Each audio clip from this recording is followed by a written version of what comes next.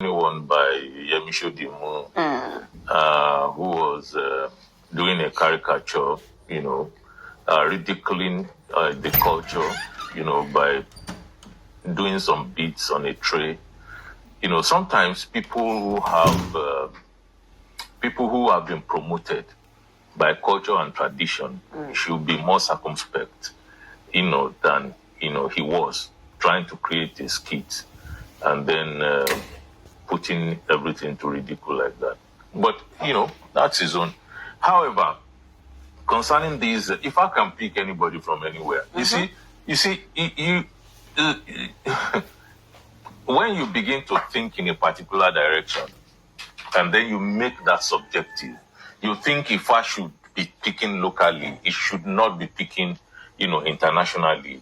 So you try to restrict its scope because you are thinking like that. But you see, the scope is not so much, reckoned with by the borders, that the Canadian border, the American border, and so on and so forth. That's not how it runs. And the first thing you must know, and this is very trite in spirituality, there's no distance in the realm of the spirit. That is very important for even someone who is an acolyte.